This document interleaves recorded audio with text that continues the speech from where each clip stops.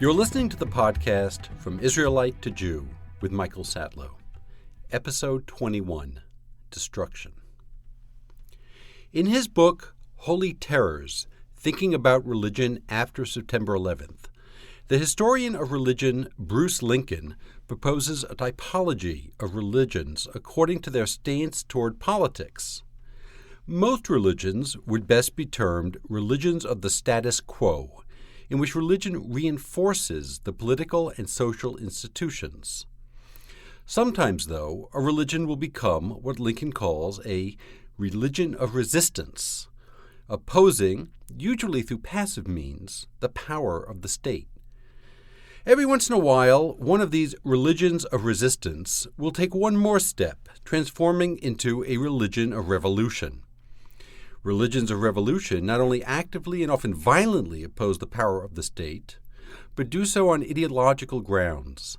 That is, they articulate an ideology or a set of reasons that stand opposed to the status quo and its power relationships.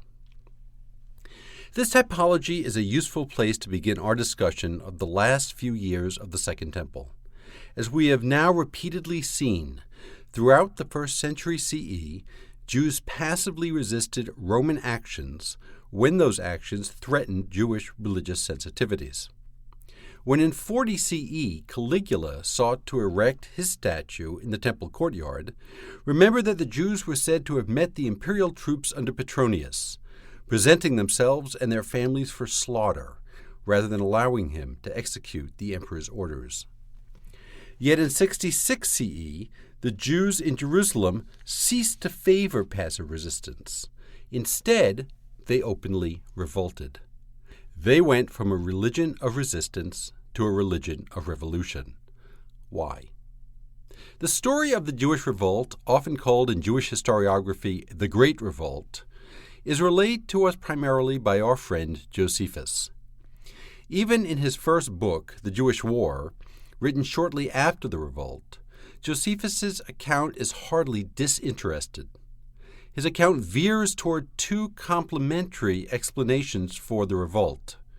In the first place, awful Roman administration made revolt inevitable. We left off our last episode with the miserable and kleptocratic administration of the Roman procurator Florus in Judea. He, not the Romans generally, or even those in the administration above him, was truly responsible. At the same time, most of the Jews wished to keep the peace with Rome. On the Jewish side, it was the work of a few hotheads, extremists, who drove the Jews from resistance to revolution.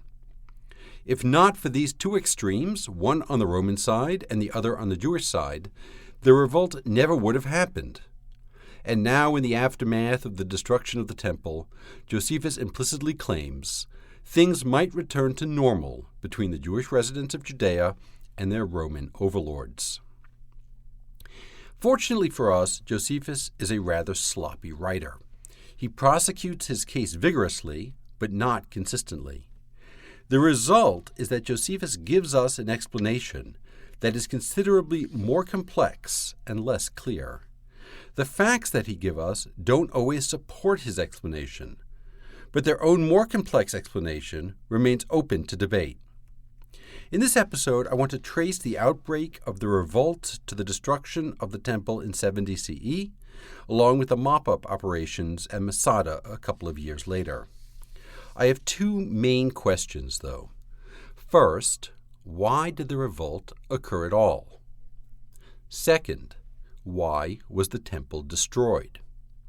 Rome, after all, conquered many peoples, but one of the ways that they maintained their ability to rule those peoples was by respecting their religious sensibilities.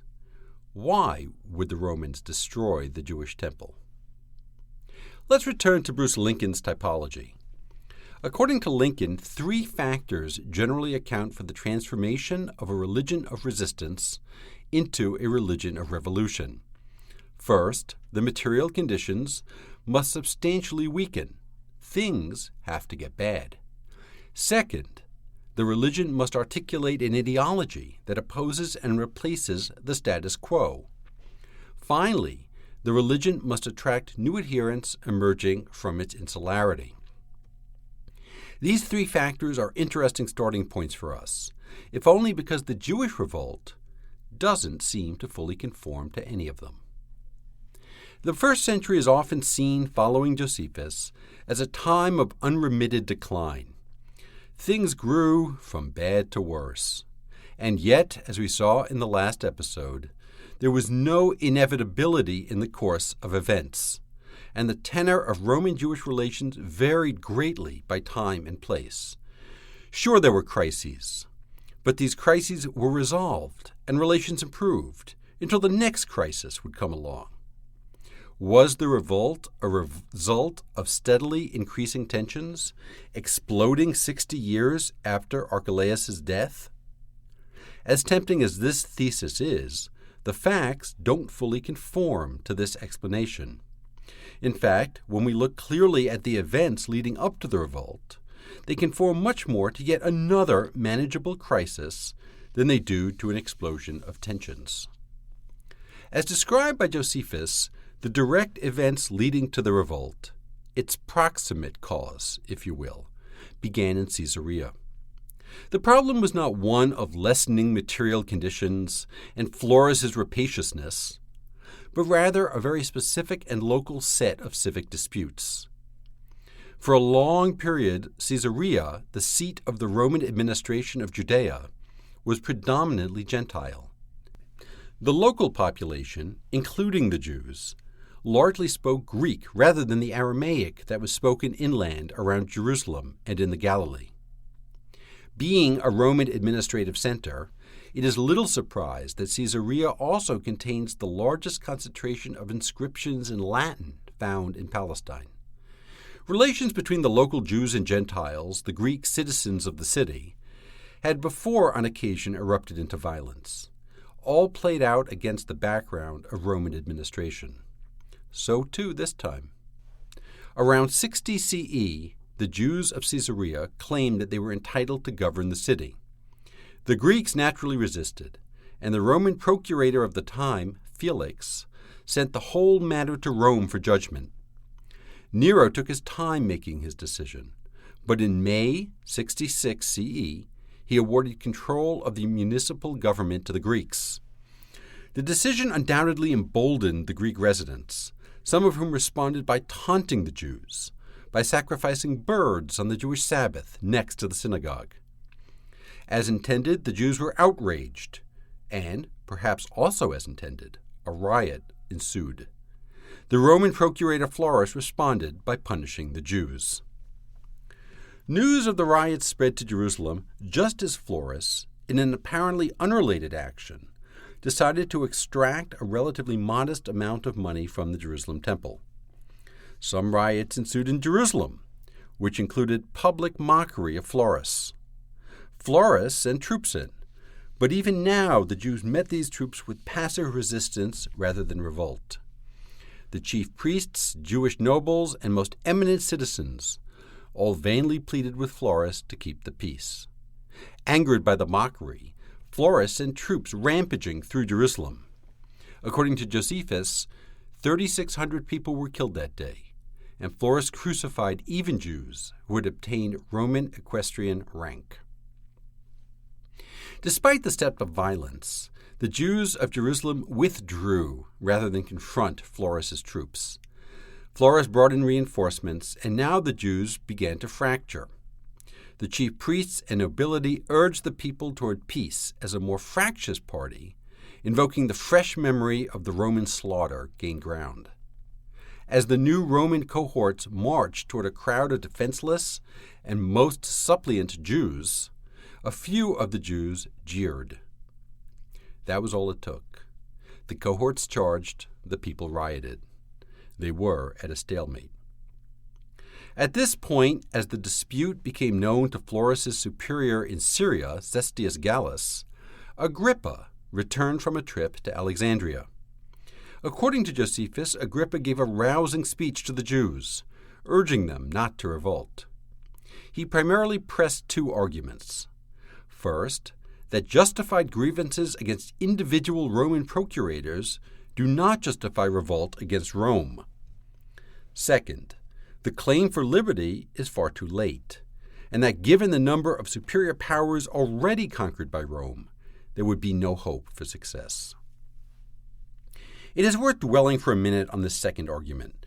Josephus has not to this point mentioned in his account of these events an ideological commitment to liberty as a proximate cause of the revolt. That is, we already saw the rise of the so-called fourth philosophy, proclaiming that God is the sole ruler and sovereign, but this was many years earlier. It, or something like it, apparently survived or was resurrected. Here is the ideological position that Bruce Lincoln suggests that we look for. But how popular was it? And why did Jews, however many, come to embrace it? This is a complicated question. As we will see in a minute, once initiated, the revolt spread quickly among Jews in the Galilee. Moreover, one or two of the factions that supported the revolt did seem to have some developed ideology supporting Jewish liberty. An idea, by the way, that we see explicitly in the coins of another Jewish revolt, some 60 years later, that known as the Bar Kokhba revolt. Did the Jews rise up against Rome in order to achieve liberty? While this is one possible interpretation, it is hard for me to believe that this somewhat abstract notion motivated most of these Jews. But if it didn't, then what did? Economics, for one. The continuation of Josephus's account is telling. Agrippa's speech was not received well, although he was supported by the principal citizens, chief priests, and most notable Pharisees, the upper classes, in other words. As things got increasingly worse, these upper classes occupied the upper city of Jerusalem, the neighborhood of the rich, as can be seen today in some of the opulent archaeological excavations in what is now the Jewish quarter of the old city of Jerusalem. The revolutionaries appear to have been drawn from the class just under them. It was the son of the high priest, Eleazar, son of Ananias, who convinced the other priests to discontinue the sacrifices offered on behalf of Rome. This might be a sign that the sub-elites led the revolt. They made a bid for power. Be careful of what you wish for, though. If they began it, they certainly did not have control of it. As the revolutionaries battled the upper classes, who were reinforced with Agrippa's troops, for control of Jerusalem and the temple, the Sicarii joined in with the revolutionaries. The Sicarii, you might remember, appeared earlier in the century as Jewish political assassins. Now, though, they helped to storm the upper city, and after destroying the palaces of the Jewish elite, went straight to burn the public archives containing the records of debts, in order, Josephus tells us, to win over a host of grateful debtors and to cause a rising of the poor against the rich, sure of impunity. The situation in Jerusalem became increasingly messy. In addition to the Sicarii, a man named Menachem, who was an ideological leader of the fourth philosophy, stormed Masada, took arms, and returned to Jerusalem with troops aspiring to take lead of the rebellion. He was somewhat successful at holding up the remaining upper classes along with the Roman garrison in a Jerusalem stronghold, while managing in the process to kill the high priest, Ananias. Eleazar saw his control of the revolt slipping away and assassinated Menachem. There were now, in effect, 3 wars going on, the most minor of which was that of the Jews against Rome. Another was Eleazar's party against the upper crust of Jews, and the third was within the revolutionary camp itself. As Eleazar consolidated his control, though, the revolt against Rome picked up steam. Eleazar's troops, according to Josephus, treacherously massacred the small Roman garrison that had surrendered, sparing only their leader, who promised to turn Jew and even be circumcised, in Josephus's words. At the same time, the Jews of Caesarea were massacred, although it is unclear to what extent this was a popular uprising against them or a Roman military act. This was the spark that set the Jews of Judea into a full-fledged revolt, rising up against non-Jews across Judea and Galilee. The animosity was mutual, as other cities in the area rose against their Jewish inhabitants. It is here, I think, that we find the primary cause of the wider revolt. The ideological commitment to liberty might have driven some of the leaders in Jerusalem, and economic factors certainly played a role. But it was a combination of fear and rage not against Rome per se, but between Jews and Gentiles in the Greek cities. Once the tensions erupted into violence, well, in for a penny, in for a pound, as they say. To Rome, this looked like revolt and was to be dealt with accordingly. Support for this interpretation can be found in the events that immediately followed. Rome sent in a legion from Syria through the Galilee, where in fact the Jews by and large quickly surrendered. Their beef was not with Rome. The legion marched quickly on to Jerusalem. In retrospect, the best thing that could have happened to the Jews at this point was a quick Roman victory in Jerusalem, then in November of 66. Jews were still in open conflict with each other within the city as Rome began its siege. Due to a combination of the strong defenses of Jerusalem and a bumbling Roman military command, however, the Roman forces retreated with significant losses. This loss precipitated the full-out rebellion. There was no turning back. Only now did the Revolutionary Party in Jerusalem begin to expand the scope of its activities, appointing military leaders for other districts. As I mentioned in the episode on Josephus, Josephus himself was assigned to the Galilee. It was not as if there was no Jewish intrigue in the Galilee, though. Even as Josephus sought to prepare the Galilee for the oncoming onslaught from Rome, a Jew named John of Galilee schemed against him. John, Josephus tells us, was a no-gooder, a brigand from a poor family. Perhaps more relevantly, by this time John was also rich. According to Josephus, John opposed him simply to gain power and enrich himself. In any case, Nero appointed Vespasian to lead the Roman army against the Jews, and once again Galilee was quickly subdued. Despite exaggerating his own successes, Josephus himself appears to have been easily captured in 67. John of Galilee took refuge in Jerusalem, where he quickly gained command of a faction of rebels. By the time the Roman army made it to Jerusalem, the Jews were again at each other's throats. The Zealots, the war party under Ananus, and the faction under John were all fighting for control of the city. Ananus fell to the Zealots and their allies, the Judaeans, whom they summoned for help. With the Jews in disarray, Vespasian marched south in 68, subduing Judea as he went. Vespasian, though, seemed unsure about how to proceed. The problem was not in Judea, but in Rome. There had been an uprising in Gaul, and in its aftermath, and after Nero's death, Rome quickly went through a succession of emperors. Galba, Otho, and Vitellius all served as emperor in the year 69. It was only with the ascension of Vitellius, according to Josephus, that Vespasian's troops could no longer take it and proclaimed their own general as emperor. Vespasian took his troops south to secure Egypt on his way to Rome, where his forces had already disposed of Vitellius, and, according to the later Flavian propaganda, the people of Rome had acclaimed him emperor. Meanwhile, of course, there was still an active rebellion in Judea, now mainly confined to Jerusalem. Vespasian entrusted the Roman prosecution of the war to his son Titus, who had accompanied Vespasian to Egypt, but had then stayed behind when he, Vespasian, embarked for Rome. Titus marched his army back to Caesarea to prepare for the final assault on Jerusalem. In the year or so that the Romans were largely occupied with their own affairs back home, the Jewish rebels in Jerusalem struggled against each other for the upper hand. The Zealots had now split into three groups. One group was led by Eleazar the son of Simon, a second by John of Galilee, and a third by Simon, son of Gioras. They each controlled part of the city and periodically attacked the others. This infighting led to famine. It would seem to have been a perfect opportunity for the Romans to crush the rebellion.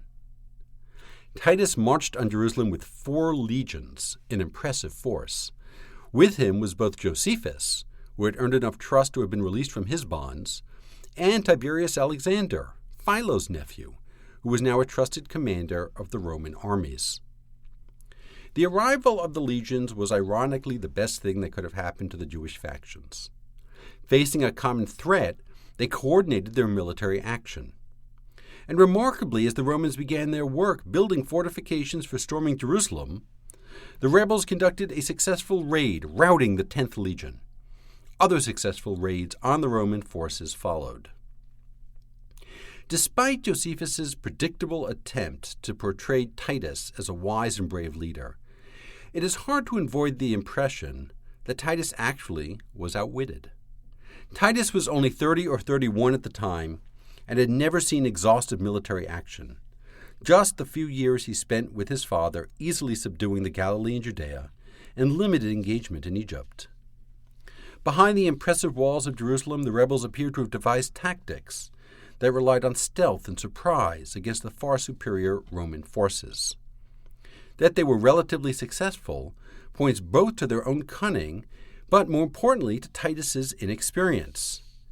Inexperience in this case, though, could only delay the inevitable.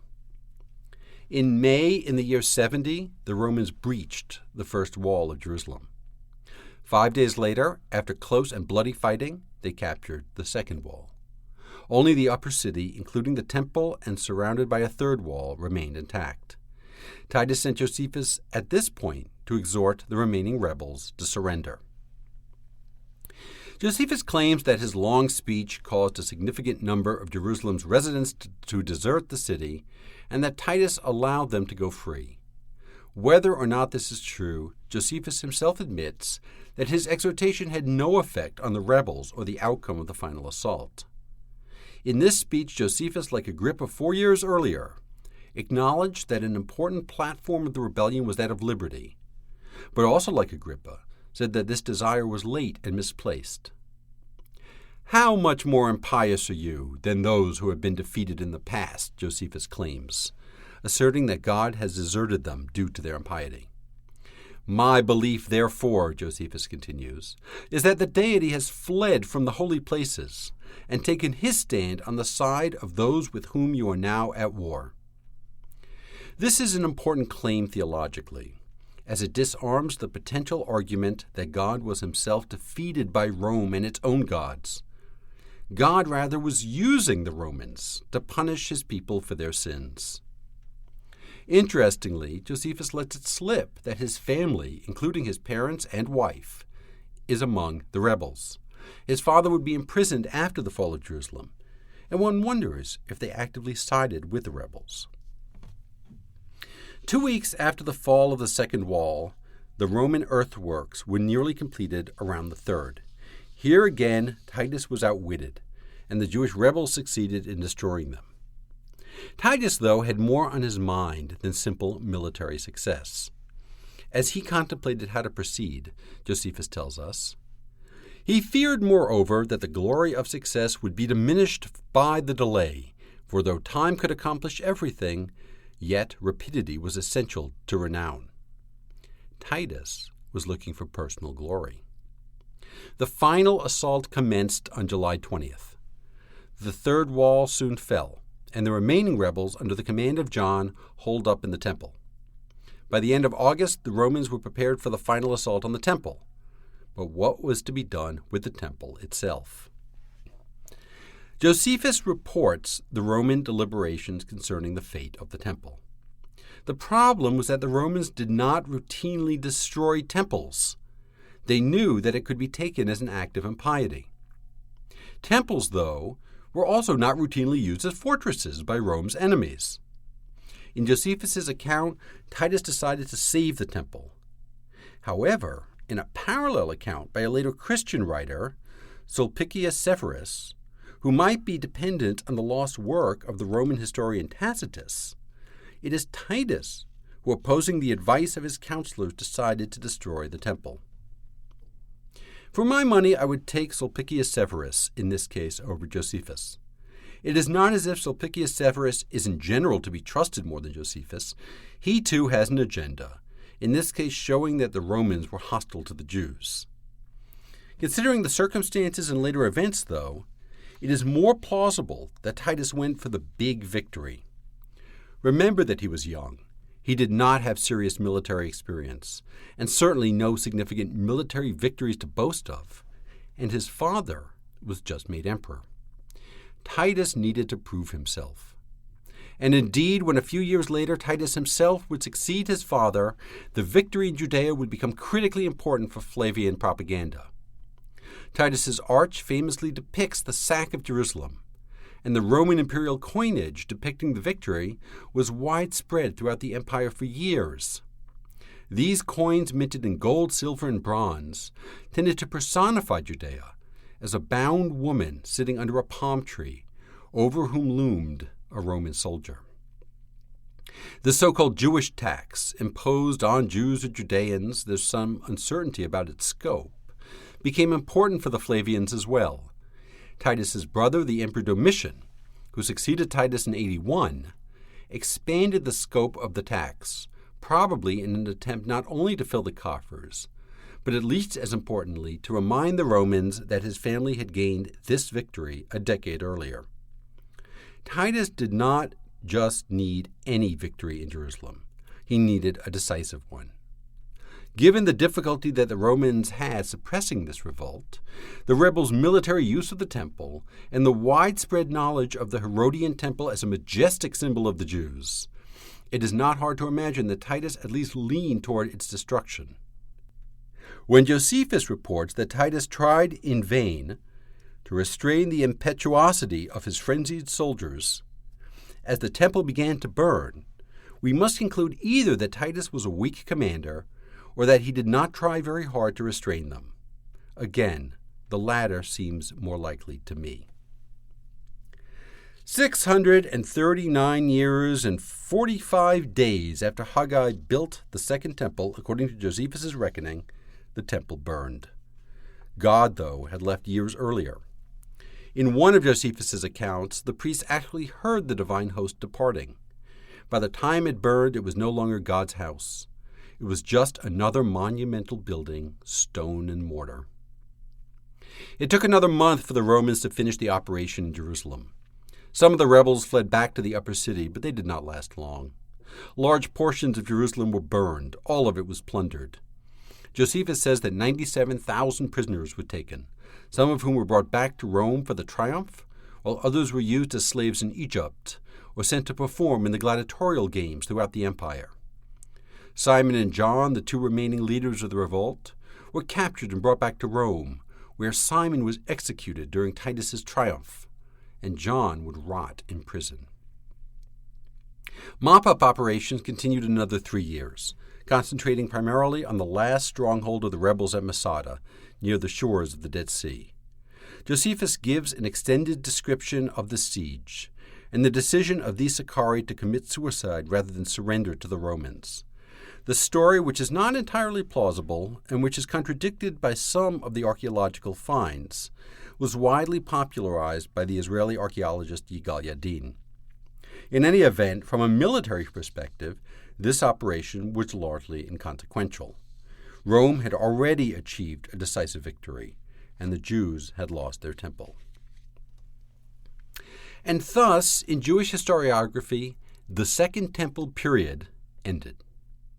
Imagine, though, if you were a Jew living in 71, 72, or 73, whether you somehow survived the destruction in Judea or sat out the war in the Galilee or Egypt or Babylonia, wherever.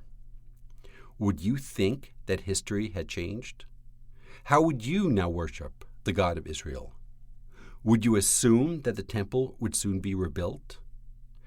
In the next and final episode, I will take up these questions and reflect more widely on the history of the Second Temple period and the transition from Israelite to Jew.